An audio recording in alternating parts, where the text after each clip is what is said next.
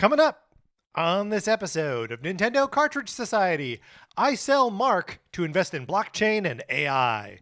It's dangerous to go alone, so the Nintendo Cartridge Society goes with you.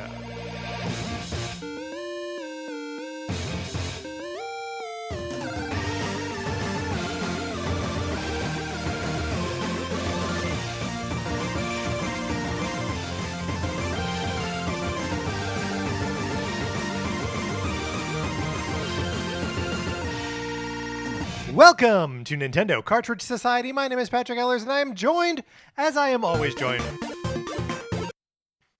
I'm joined as I am always joined by my co-host, Mark Mitchell. We've got a good show for you today. We're going to be talking about the news from the week, including Summer Games Fest coming for E3's neck. And then on Thursday, we're doing the ABCs of Square-Enix. But Mark, in the meantime, how's it going? That, Patrick, like a true professional, you just keep going. The show must go on. The show does go on. If we've learned anything from The Greatest Showman, a movie I've never seen, but I assume at some point he says that, right? He probably, I'm assuming he says, I, as the greatest showman, proclaim the show must go on. Yeah. I think what we are doing is we are seeing where E3 failed, the show not going on. And we're like, well, that's the end of E3. If our show doesn't go on, Mark, we may as well be dead. Oh, man, this show is like a shark. It always has to move forward. There's That's right. no That's looking right. back because we can't. We physically are incapable of doing so. Don't really have a neck as a show. I don't know what the show's neck would be, but my copy of Sonic Forces. Speaking of things that can't be stopped or slowed, Sonic the Hedgehog. Would you like to borrow my copy of Sonic Forces for the Nintendo Switch? You can, or at least you can get on a list to participate in the program wherein that is part of it. All you got to do is email us at nintendocartridgesociety@gmail.com and give us a mailing address. We can send you my copy of Sonic Forces for the Nintendo Switch. Mark, this thing has spent more time out of my possession than in my possession, but I'm still going to say it's my copy. I think that is fair. You because it was your copy originally. Yes, and possession is 9/10 of the law, right? But if you lend something to somebody, I mean, essentially you are like a Sonic Forces library, and you wouldn't say that, a book presumably spends more time out of a library than in a library. Do you think that's true? Depends on the book. Right. Dan Brown, sure. But John Grisham, definitely. Okay, do people get those from the library, or do they just pay $1 for them at the airport bookstore? Well, I think it's probably both. Okay. Because if you're not at an airport, then you got to get from somewhere. If you're not at an airport, why are you getting a John Grisham novel? Because you love books written by former lawyers turned novelists. You can borrow my copy of this game, play it for as long as you want, send it back. There may be a copy of Untitled Goose Game in there. It's a perfect borrowing program, and there will never be a John Grisham novel in the package that I send you. I guarantee you that. But there could be a copy of Untitled Goose Game. Did we already talk about that? I think so. We're off to a great start here, Mark. I'm very happy with what we've done so far. I genuinely don't know if the tangent we went off on libraries came to a conclusion, but I think people understand the point we were driving at. Am I a library or do I own it? Right, yeah. And the answer either way is I own it. Yes, yeah. Okay. I think that was the point. All right. Here's another thing you can do. So you can leave us a 5-star review on Apple Podcasts, Spotify, or anywhere you get your podcasts. We appreciate it so much. It helps people find the show. Patrick and I love reading the reviews. And if you leave us a review on the US Apple Podcast Store, we can see it, and so we'll give you a shout out. If you leave us a review anywhere else, we can't see it, but we would love to give you a shout out. So hit us up on Twitter, send us an email, definitely let us know. Thank you so much to Tad in Colorado. Big shout out to Tad leaving us a 5-star review on the US Apple Podcast Store this last week. Yes, thank you, Tad. We appreciate it, and a shout out to you. Also, here's another thing. We're doing a Discord server. We're doing a Discord. Get in our Discord. All you got to do is email us or hit us up on Twitter, and we will let you into that Discord. It's a bunch of fun people talking about Nintendo stuff. It's been super enjoyable so far, and I don't see any reason why it should stop. Yeah, I think I said this when we first announced the Discord, but it's worth reiterating. If you have never used Discord before, this is a great point. Don't be intimidated. Patrick and I never really used Discord all that much, and so we're Discord newbies. We're figuring it out together. You should join just because it's a cool place to hang out. Yeah, and someday some like big Nintendo news is gonna like come down the pipe, and if you want to like see some reasonable people reacting to it excitedly and not like Twitter, like come to our Discord. It's gonna be a great place when stuff happens. All right, Mark, let's get into what we've been playing this week.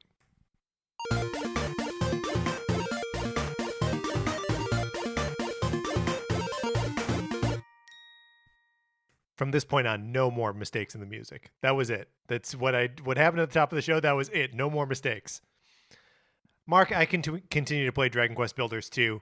I am now past the point that I had previously gotten in the Jumbo demo.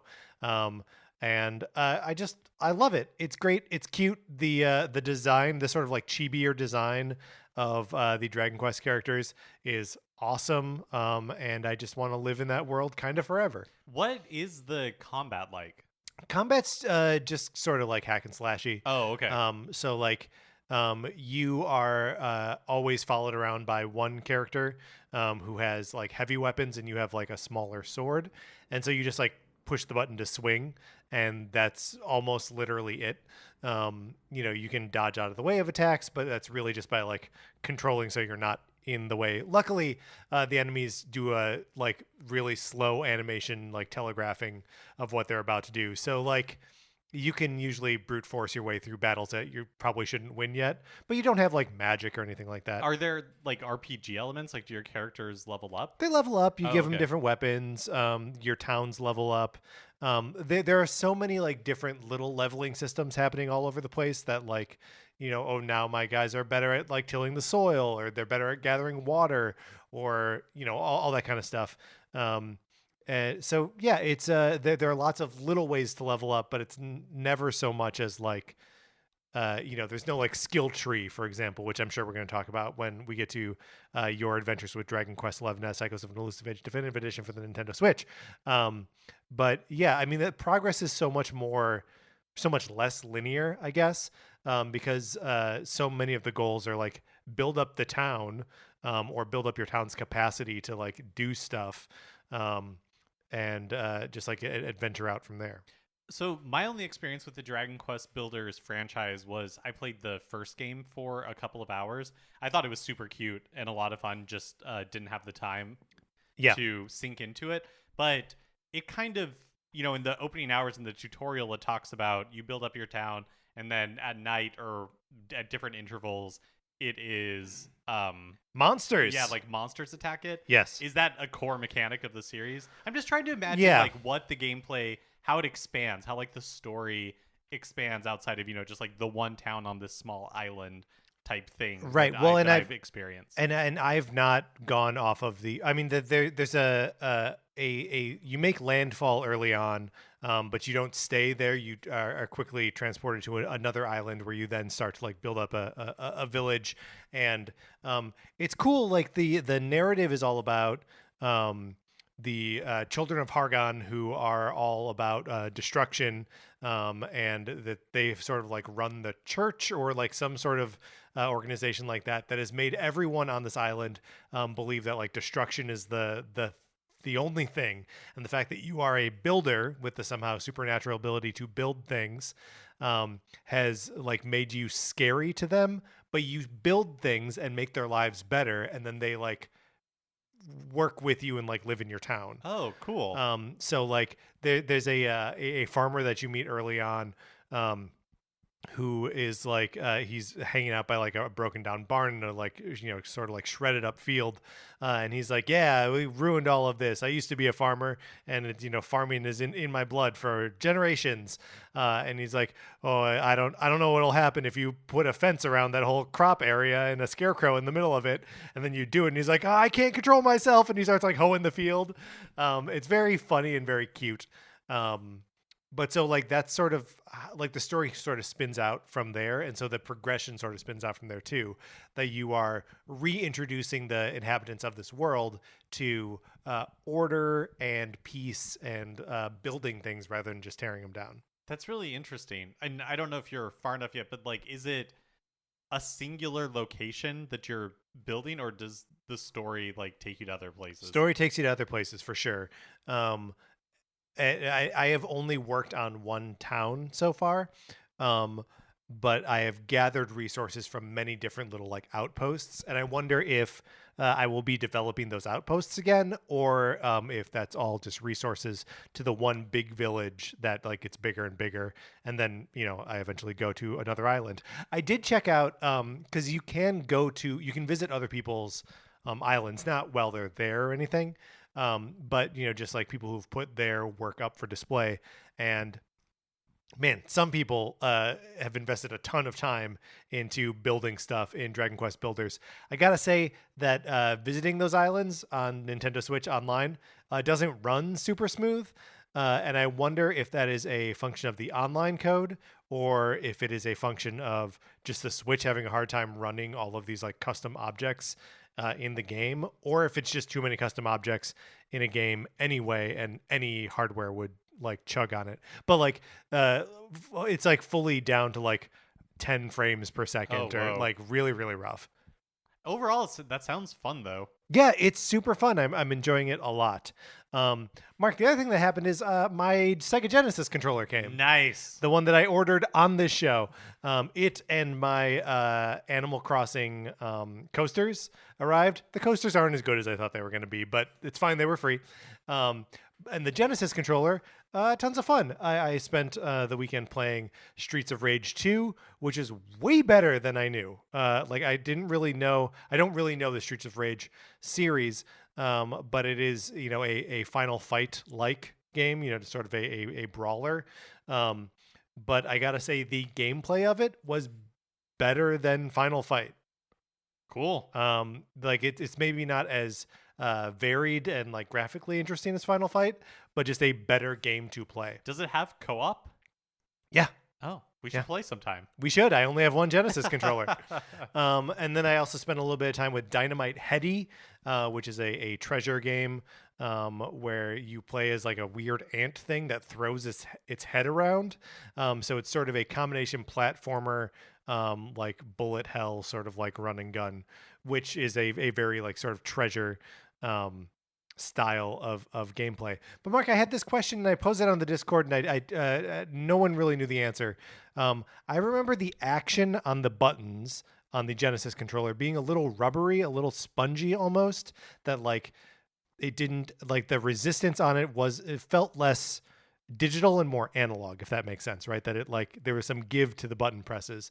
And that is not the case with the Switch Genesis controller, where every time I push one of those buttons, there's a click. So if someone who has an original Genesis controller or strong memories of their original Genesis controller, let me know.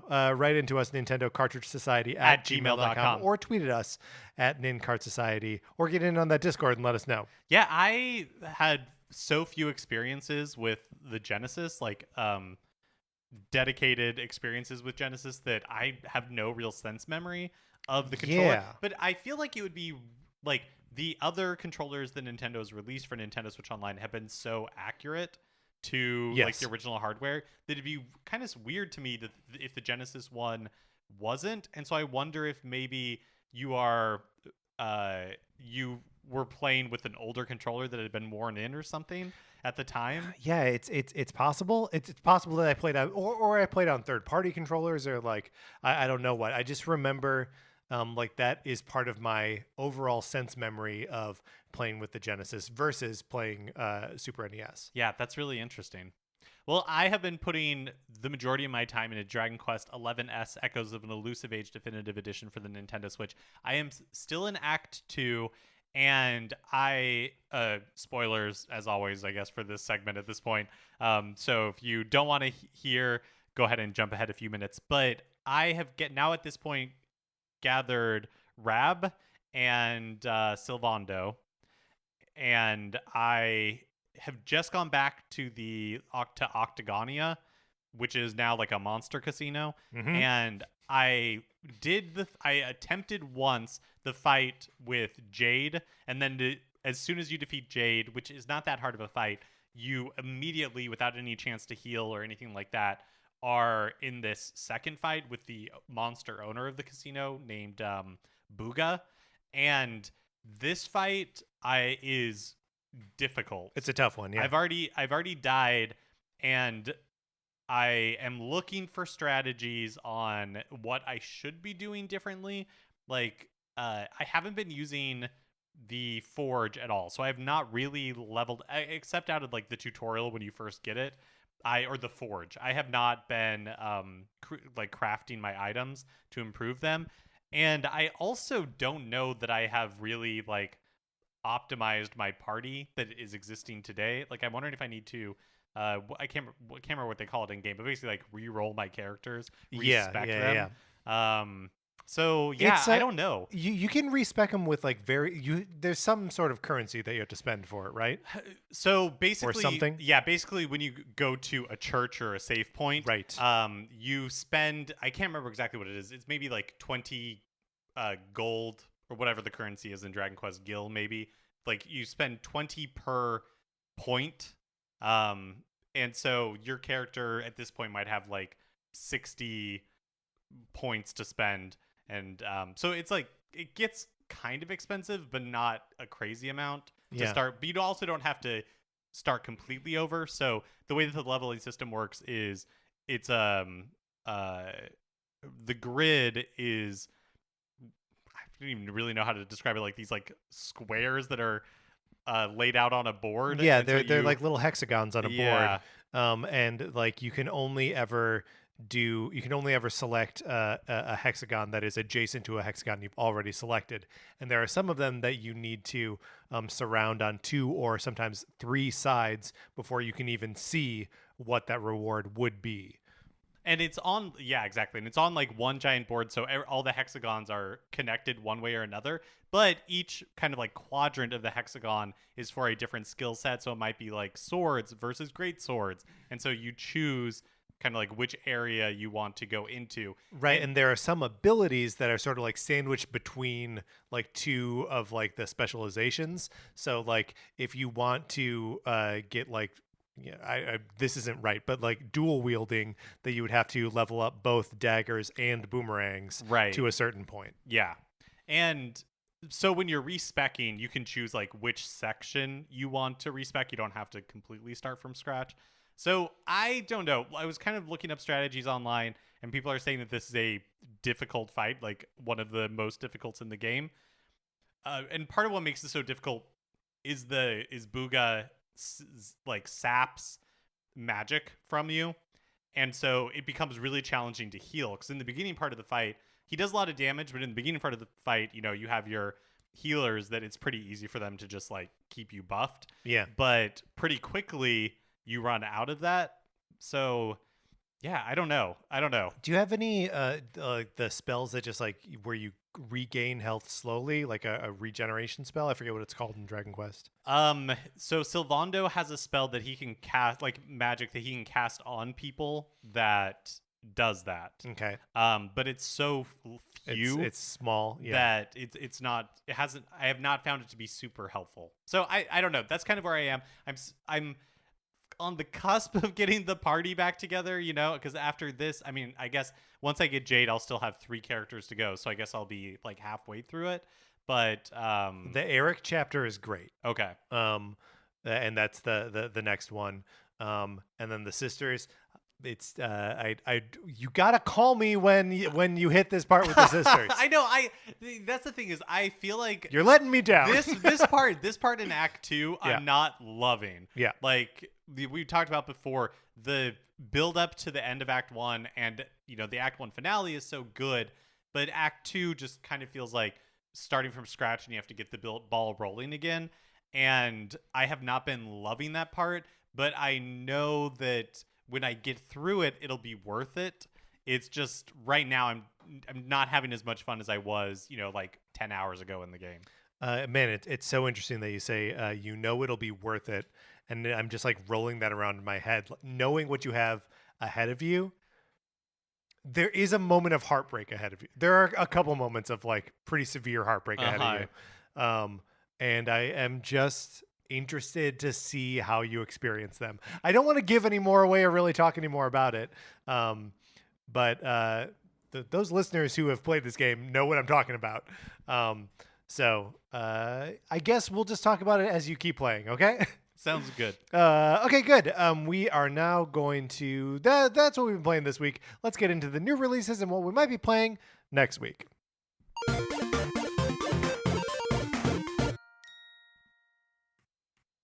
The new releases are weird every week now. Yeah, we're kind of in an interesting place where there's not a lot. For the past few weeks, it's felt like there hasn't been a ton happening. Without doing any research, on Thursday, May 12th, there's a Switch eShop game called Summer Days, which I assume is you're just playing through the opening song of Grease over and over. That's Summer Nights, right? Well, I guess it's the prequel to It's the the opening prequel of to Grease. Grease, right? Yeah. It's Grease 0.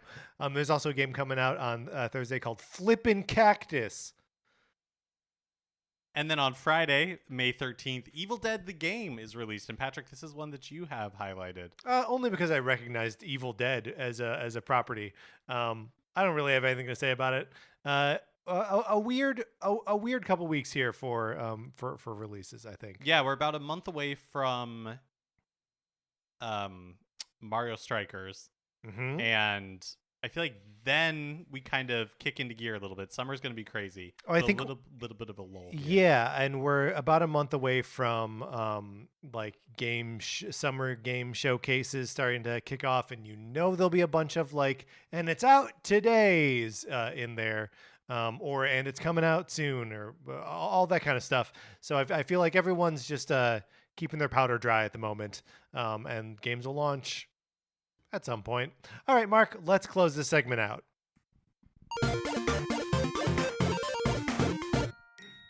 Now it is time for a regular segment on our show. It is time for 433.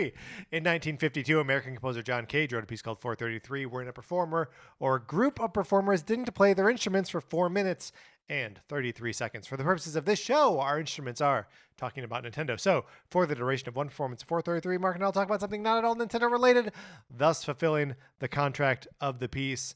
Mark, today we are going to attempt to do a ranking, the 10 best Muppets. Maybe it's not a ranking, just the top 10 Muppets, as suggested by Lego Law in our fun Discord group, which again you should totally join. But okay, Mark, are we ranking? I don't think we just should coming rank. up I think with we 10? we should just come up with 10. Kermit, yes, absolutely.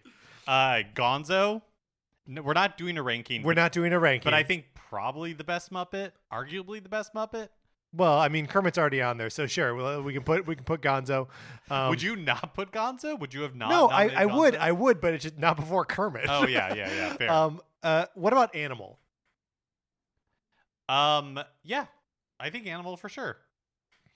It's happening. You doing okay, Mark? I'm having Here, I'll do it. I'll do it. time. I'll do it.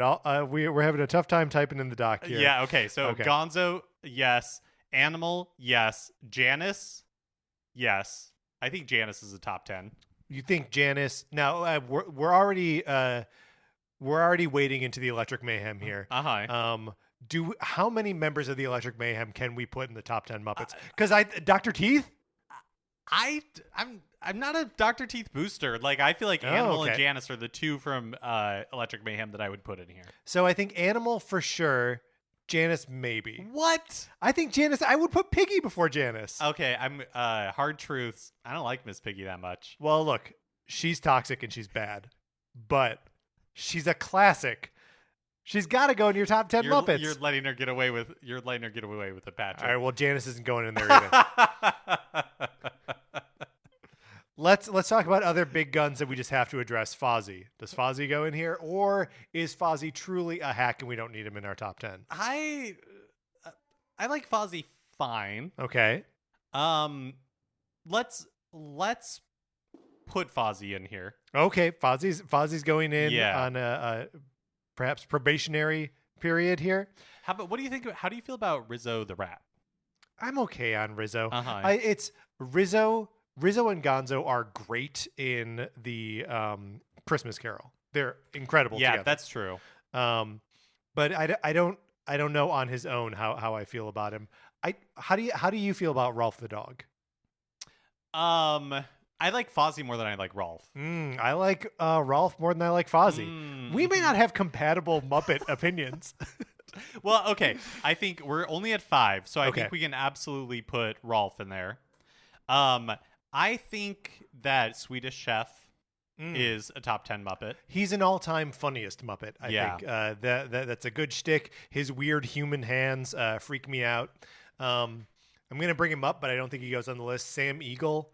Mm-hmm. I think Sam Eagle is funniest in the Muppet 3D movie that is in some like Disney theme parks. Muppet 4.5D or whatever. Yeah.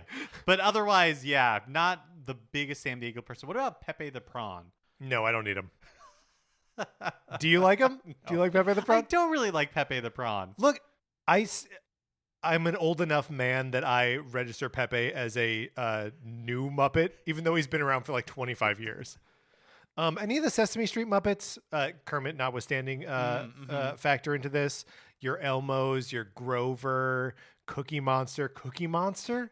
I think Cookie Is well, Cookie Monster a Muppet? Yeah, are we wading into delicate territory? But you know what? I say let's go for it. I think if but it has to be like exceptional, right? Okay, yeah. So Cookie Monster, yes. Oscar the Grouch, for sure. Oh yeah, Oscar definitely. He's got that "I Love Trash" song. You know that "I Love Trash" song? It's so good. Oh wait. I don't want to. Sweetums. He is funny. Sweetums is funny. Sweetums. But I don't know.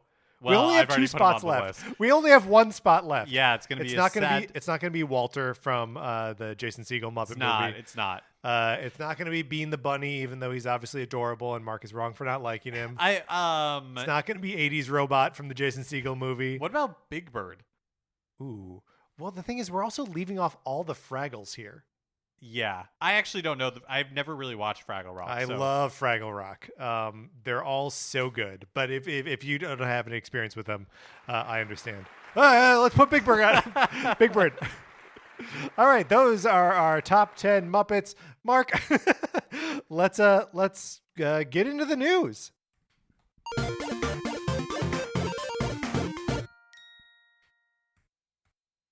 Square-Enix has sold 3 of their non-Japanese studios to the Embracer Group.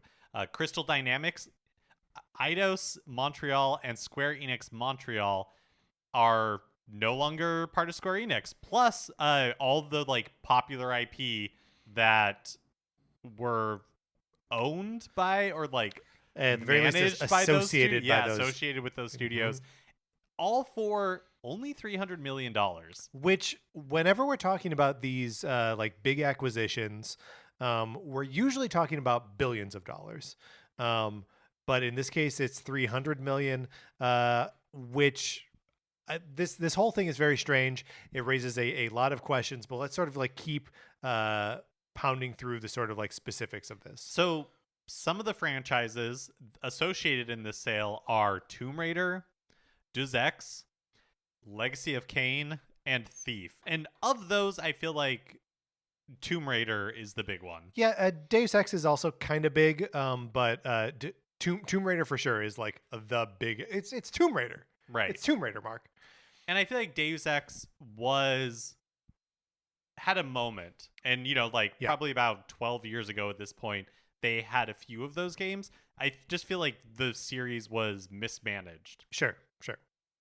I guess you could argue the same thing with Thief. That was a really big series, probably like 20 years ago on PC. I mean, you can also sort of argue Tomb Raider, right? Like, Yeah, those that's games, true. those games didn't make no impact when they came out. The most recent trilogy, but like they should have been the biggest thing in the world. Well, and I feel like the first one made the biggest impact, but by Right. the time the third one came out, no one cared anymore. nobody cared anymore. But like that was while we were in the like third-person cinematic action Totally. game. Like, Totally. they Not should like have the been. Uncharted of it all. Yeah, they should have been just like basking in it. And I'm just laughing because I remember when you and I were playing through oh yeah, the first one. Yeah, that's and, right. On PlayStation 3, and it was so incredibly like over the top violent. Like, I just remember there's this part where Lara's rushing down a river and you Yeah. have to use the analog stick to like move her out of the way of really sharp sticks. really sharp sticks. She got impaled on so much stuff. And she just blowing people away with guns left and right. I don't know. It never ever appeal. This reboot never ever appealed to me. Yeah. But yeah, still kind of crazy that it feels like Square Enix is just giving it away. Well, it seemingly didn't know what to do with it. Other games that have come out of these studios in recent memory include two different partnerships with Marvel, the Avengers and Guardians of the Galaxy, both pretty recent games, and also both sort of like underperformers, really. Definitely in the sales space, both like underperform sales expectations. But Guardians at least has like a pretty good critical reputation. And the Avengers is a sort of online like squad shooter sort of thing. So has sort of a middling reputation, but like seemingly both potentially good games and or good games, right? That just either weren't positioned right or weren't budgeted right or Yeah, something. Guardians of the Galaxy looked fun, and Avengers was marketed as a really big deal, but never really seemed to gain any sort of traction Yeah. long term. Yep. And then so Square Enix's press release on the subject notes that the money that they're gaining from it will help them create value for the company by focusing on investments in blockchain, AI, and the cloud. Which is like the least exciting thing that a video game publisher can say they're about to invest in, right? Right. But from my perspective, for sure. Yes, Yeah. yes, and definitely from my perspective as well. But those are all things that are very Trendy. very trendy and very like money dude oriented, right? Like if you're gonna try to win over some money guys, you don't say we're making a bunch of really exciting, innovative games. You say we're investing in blockchain, AI, and the cloud. Yeah. So I feel like there's some speculation that the reason Square Enix is doing this is to make themselves more attractive for acquisition. Yes. And that could absolutely 100% be true. But it also just feels to me like this was always a weird marriage of studios. Totally. And it happened at a time when a lot of Japanese video game companies were turning their eye worldwide. Like Capcom, Square Enix, a lot of, the early HD era was figuring out what worldwide audiences wanted. And I felt that wasn't just Call of Duty. Right, exactly. Yeah. And, like Capcom invested in, what developers outside of Japan. Square Enix made a big splash by purchasing like Eidos and these other studios. But yeah, it always just felt like a weird marriage. And one of the things I was wondering is with the explosion in recent years of gaming worldwide and, like Final Fantasy 14, the online MMO, has never been more popular. There were times where, they didn't have enough servers recently. And so I wonder, do you think it's that Square Enix feels like they don't need to focus, like they don't need like these explicitly for outside of Japan studios anymore because all audiences are appreciating what they're serving up? Yeah, well, and like it's so weird because they have always sort of been the ambassadors of like Japanese style games and like that kind of thing that has been tolerable to Western audiences anyway. Like the Final Fantasy series, especially once we get to like 7, 8, and 9, are that, right? And then like they only get bigger from there. And I wonder if it really did take, like you say, 14, 15, and 7 remake to be like, oh yeah, no, these are worldwide smashes. Like you don't have to do the American stuff. You just do the Japanese stuff really, really well, and everyone wants it. Yeah. So maybe that's part of it, but also maybe they are just really trying to sell themselves, to a bigger developer. People have been speculating Sony is going to purchase them. Which, like, Sony obviously has, and PlayStation has a pretty strong relationship with Square Enix. Those the Final Fantasy 7, 8, and 9 were on the original PlayStation after they couldn't work with Nintendo anymore for a little while. And like Final Fantasy 7 Remake is a PlayStation exclusive still to this date. 16 is going to be at least a timed exclusive. Forspoken is another Square Enix developed game that is going to be just on PlayStation. So it seems like, I mean, they have relationships with everyone, right? Like they've been in the game long enough and have been making multi-platform games for long enough that they have worked with everyone on certain levels of exclusivity. And I guess the reason why this is most relevant for us on this show is they also have a fair amount of exclusivity with Nintendo, right? Like we've seen it on Switch this generation with Bravely Default 2, with Octopath Traveler. Live Alive is just coming to, or no, maybe Live Live is coming to everything. I can't remember. Live Live is just coming to Switch. I said Octopath, and then the Triangle Strategy. So like, there's a lot. There are a lot of games that if Sony, rends control over them, are we going to continue to get those sort of partnerships? Yeah. I have spoken on this show before about how I feel like the last few years of consolidation in the industry is bad. Right. And this would be a major bummer to me if Square-Enix became like a Sony first-party studio. Yeah, me too. But I mean, there's also I don't the world that we're heading into is strange, right? Because like, you can play MLB The Show, a Sony first-party game, on Xbox. You can play it on Switch. Like, yeah, that does feels that feel different? It totally feels different to me because those terms, I'm sure, are dictated by Major League Baseball. But do you think that Square Enix would not also dictate terms, or probably not? No, not. Are you not kidding? If they're being when bought? They're giving away, when they're essentially giving away these studios for $300 million. The studios they didn't know what to do with. Like, I don't know. It doesn't seem like they had much. They had something valuable on their hands, but they didn't know how to use it. Yeah, absolutely. Or so it seems. Reggie Fils-Aime, the former Nintendo of America president, has been making the rounds on gaming podcasts and shows to publicize his new book, Disrupting the Game from the Bronx to the Top of Nintendo. So let's talk about a few of the things he has spoken candidly about in the past week. Before we jump into individual quotes here, I find this whole thing very fascinating.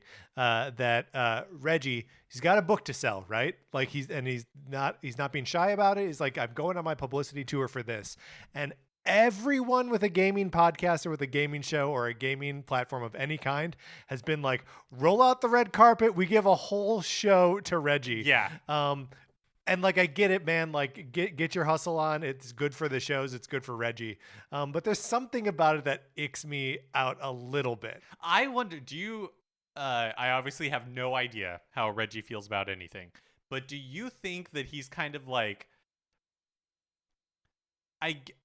stealing himself to answer Mother 3 questions? Yes. For whatever reason, I get the feeling that, like on the publicity tours for movies, when celebrities are sitting there, behind, there's the black backdrop with the movie poster, and they're sitting there, and like the local news or IGN or whatever are asking them these like quote unquote fun questions that they have to be game for.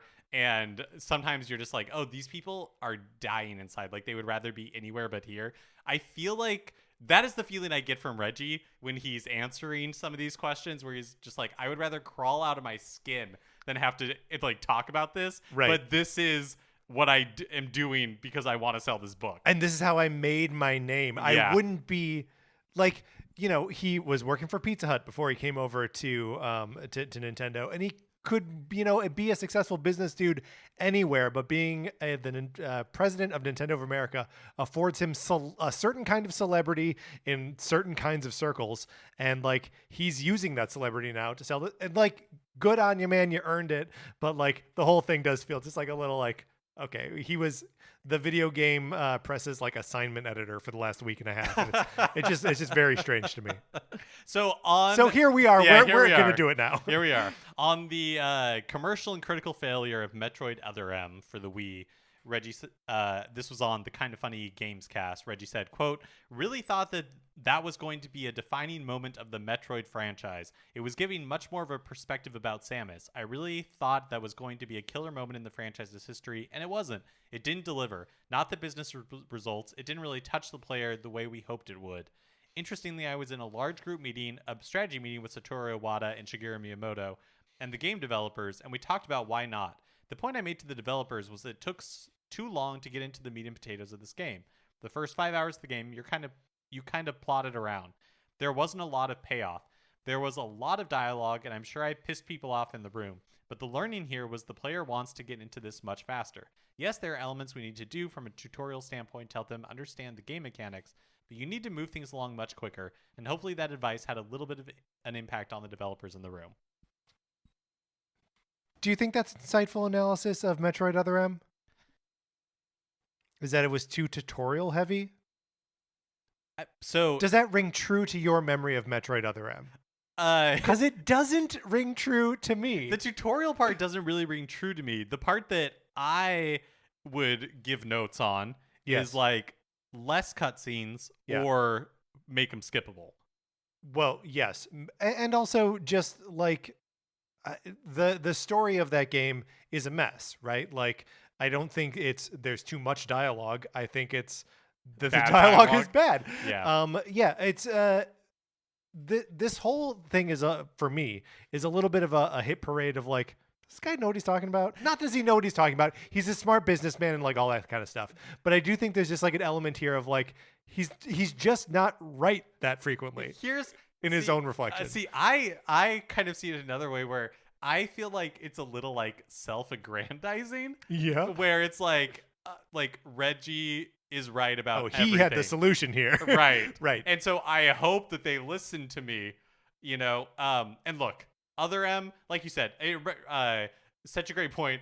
It doesn't matter if the cutscene or like if the dialogue was shorter. The dialogue was just bad. It's like, right. Roger Ebert's thing where it's good movie can never be too long, yeah. And like a bad movie can never be too short. It's like, I don't know how you fix like the specifics of Mother M, but yeah, that to me is like a theme through all of these anecdotes. Yes. Is like, I was right and people should have listened to me, which I think is such a funny. But it's also the beginning of this quote is, I really thought that was going to be a defining moment for the Metroid franchise. He thought he had a hit on his hands.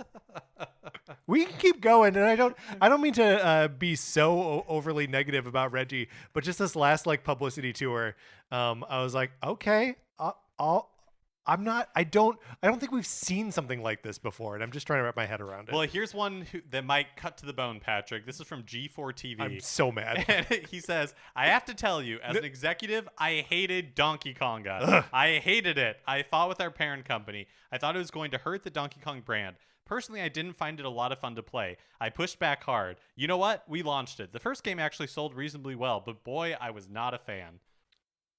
I mean, what you're playing the bongo drums. I guess this is before Guitar Hero, right? Yeah. So like it does take a certain amount of vision to be like rhythm games, and Nintendo didn't follow up on it in a way that let them like ride that rhythm game wave.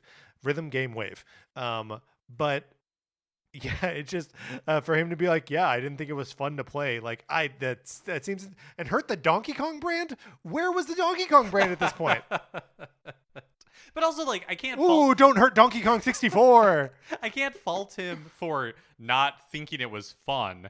But do you know another thing that I think is interesting about all of these is to me it really reinforces what we've heard in the past, where it's like Nintendo of America is essentially a marketing and, like it's essentially a marketing arm. Yeah, totally. Like marketing and operations.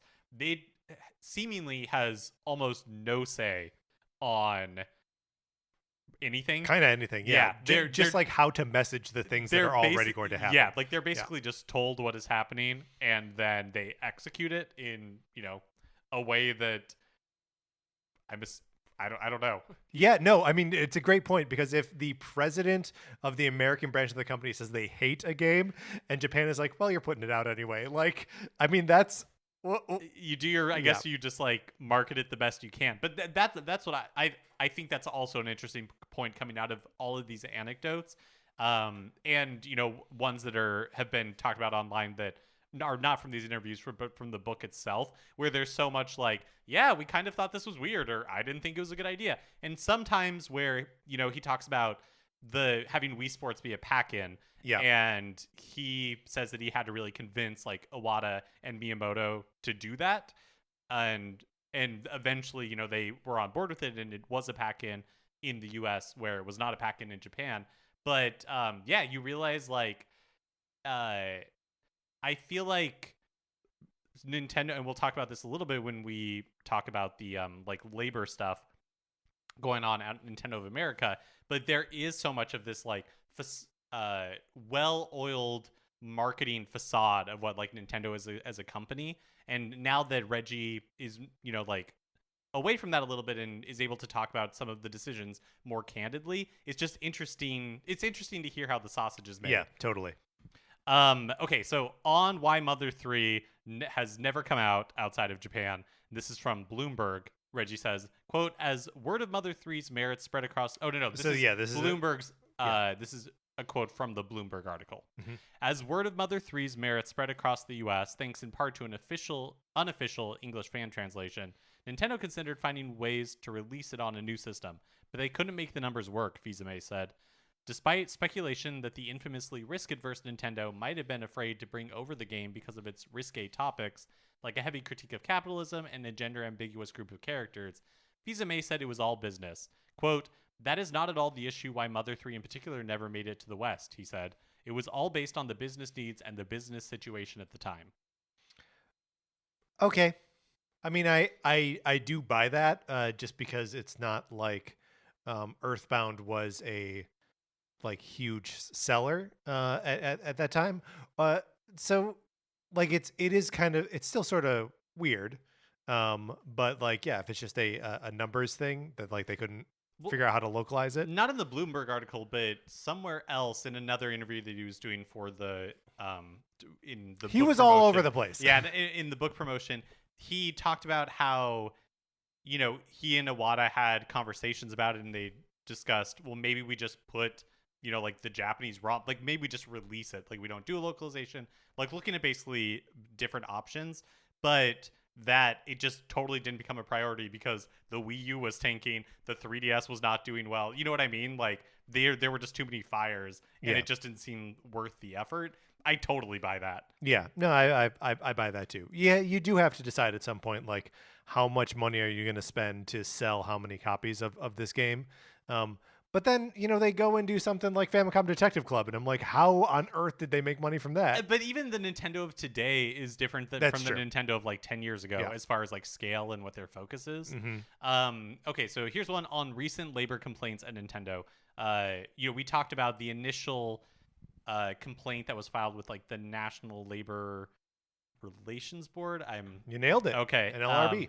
A few weeks ago, and since then there have been articles in IGN, and I think GameSpot had another one talking to contractors about the atmosphere at Nintendo of America and what it's there's a very strict division between full-time employees and contractors not treated definitely treated like others. Right, and they're not being any like logical or perceivable journey from part-timer or from contractor to like full-time Nintendo employee. Right. And so Reggie was asked about this during his book tour, and he said, quote, this isn't the Nintendo that I left. And what I mean by that is while I was at Nintendo, we routinely had meetings and events where our associates, that's how we referred to our contract employees, were invited. Just as a small example, I was famous for doing bi-monthly and quarterly lunches with employees. It was a basic sign-up, and associates were invited to sign up for this as much as full-time employees. We didn't make a distinction. The reports I hear really strike me as not the company I knew. I'll just leave it at that. A core focus while I was at Nintendo of America was having a healthy culture within the company, and I know I was able to achieve that, and certainly what's being described does not seem like a healthy culture. And this came from his discussion with the Washington Post.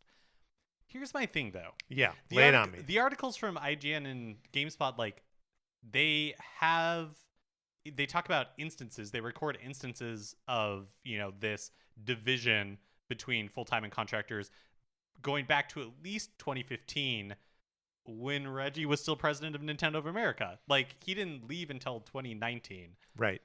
This one feels very disingenuous to me. Well, and maybe more than being disingenuous is just like how many of these problems are really going to be seen by the president of Nintendo of America at that point. Like, he's doing something to shape the culture for sure, but it's like probably the culture around the full-time employees first and the contractors second. And like, maybe he did think that like things were going okay, but like it just got to be tough for him to see all of it, right? Yeah, absolutely.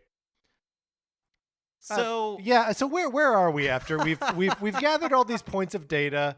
Mark, how are you feeling about Reggie Fils-Aime and his book tour here? I think that I think it's been interesting to hear a lot of these like anecdotes, and I feel like some of the mystery of Nintendo of America has been lifted by this book tour, which I think is really cool and appreciate.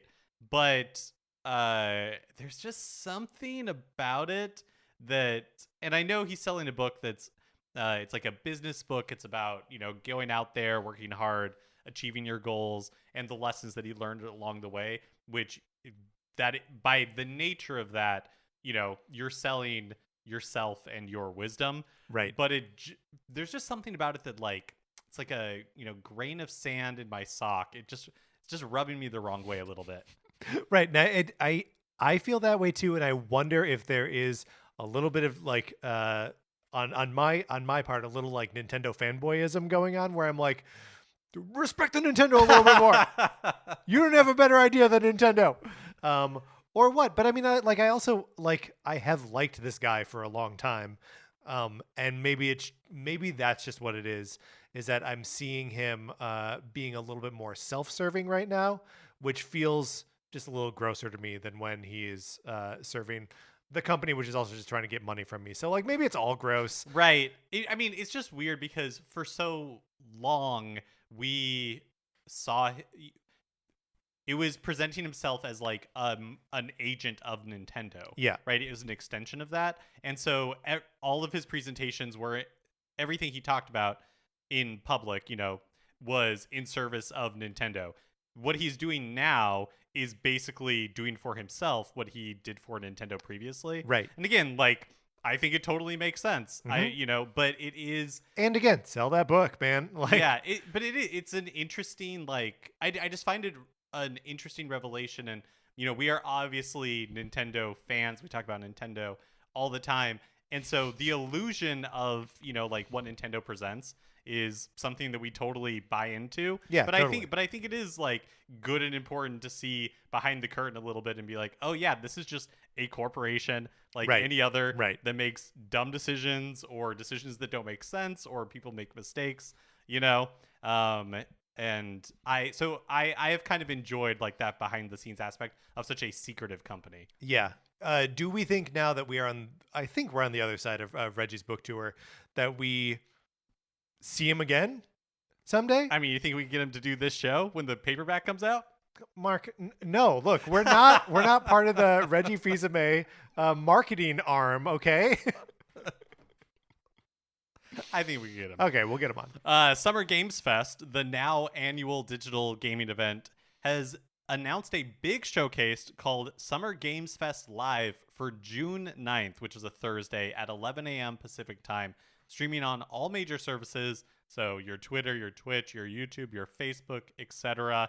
It's also going to be streamed to select IMAX theaters, which is pretty crazy.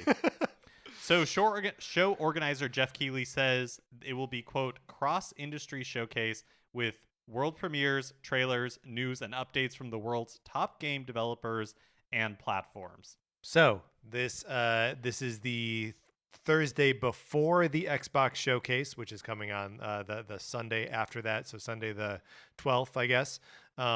And my current prediction, I don't know, Mark, if you've thrown your chips in on this or not, that Nintendo would have a direct the Tuesday morning after that. But does this June 9th change your thinking about that timing at all? I guess if anything, it feels like I want to say that it feels like by having this on the 9th and, Xbox just a few days later, that it makes sense that Nintendo would follow with their presentation. I mean, it really just feels like, when Summer Games Fest was first held in 2020. It was like a multi-month type thing. Yeah. But it always, Stretching the definition of summer. Certainly. Keighley was always aiming for that E3 crown. Right. And now that E3 has been called off, coming in strong with this June 9th date, prime E3 territory. I think he's coming for the king. So. Right, but can he? We've seen him, premiere Nintendo stuff before, but not like this is not a place where you're going to see Metroid Prime 4 or something, right? Like this is where a new Smash character, or that's the only example I have. I guess Bayonetta 1 and 2 remake. Sure, Breath of the Wild DLC Cranky or something. Kong and Tropical Freeze. All great examples of awesome things that we couldn't wait to get our hands on. But yeah, I don't think we're going to see Nintendo stuff at this. I would be surprised. We'll see stuff that will be on Switch for sure. Yeah, it definitely feels like Game Awards type level of announcements for Nintendo if they participate at all. But having this kind of, we'll see what it actually turns out to be. Yeah. But the fact that they're streaming it to IMAX, it's got to be like something, right? But the fact that you have this kind of like milestone, big event that is planting its flag in that E3 timeframe doesn't exactly line up with the way that E3 used to roll out, where the companies like Nintendo would give their presentation before E3 happened. Yeah, this is a good point. But that was all timed because then like the stuff that they revealed would be on the show floor and everything like that. So then there is no show floor. Basically, what it comes down to is I think having this in June in that time frame makes it more likely that Nintendo will have something around then. Yeah, I think something around then. I think it is possible even that they do something the Tuesday before at this point, right? So June 7th. I still think the 14th is more likely. But yeah, it is wild to think that with Xbox having something already planted on the 12th, that like what are the big things that are going to be in this Keighley showcase? Is PlayStation going to be playing ball with him? Like what is this? But probably a lot of third-party stuff, although there are disappearing. There are fewer and fewer of those. But yeah, I guess it'll be interesting to see. Yep. Finally, I know we swore off talking about like Build-A-Bear reveals anymore on the show. Build-A-Bear Pokemon reveals specifically. And I think we've been pretty good about it. I think it's been years since we last talked about one. But they revealed a Grookey We gotta talk plush. about it. We gotta talk about this Grookey plush. So Grookey, of course, the like grass monkey starter from Sun and Moon. Sword and Shield, right? Oh yeah, from Sword and Shield. Right, because the grass type from Sun and Moon is the owl. That's right. Rowlet. That's right. Yeah, from Sword and Shield, and it's got a little Hawaiian shirt. He's got a little Hawaiian shirt. It's like a little white and green Hawaiian shirt. It's really adorable. And so we have to talk about it on the show. Like our hand is forced here. Yeah, I feel honor bound. I just feel like our listeners would be angry if they happened upon it and we didn't comment. If one of them just like is pointing at it and being like, NCS didn't tell me about this. It's really cute. And yet it is $65, which is a lot of money to pay for a little monkey. It's a lot of money. You can buy the shirt separately, apparently. What? For like $25. But what do you? Do you have to buy the shirt separately, or does he come with the shirt? No. Okay. I think if you maybe it fits other Build-A-Bear bears, or you have. This is a great question. Is a Grookey a bear? No. Not even a Build-A-Bear? Well, no. It's a monkey. It's a monkey. Right. Okay. Yeah. Anyways, $65. $65. But it's cute. Look up a picture. Yeah. It's worth it. Yeah. Enjoy the picture. That's free. All right, Mark. Let's get out of the news. And that is going to do it for this episode of Nintendo Cartridge Society. Remember, please rate, review, and follow us on Apple Podcasts or Spotify or any place that you can do that. send us an email or hit us up on Twitter to get on our Discord. It's super fun. If you like the episode, you should share it on Facebook or Twitter, any old place. It helps out our reach a lot. You can find us on Twitter. I'm at Patrick_Ellers. Mark is at MKE Mitchell, and the show is at Nin Cart Society. We also have a Facebook page, which is just Nintendo Cartridge Society. Anthony DeLuca made our logo. Our theme music is provided by 8-Bit Betty. You can get more of his music by going to 8bitbetty.com or by listening right now. For my co-host, Mark Mitchell, this is Patrick Eller saying there were no further music mistakes, so I'm true to my word. Thank you for listening.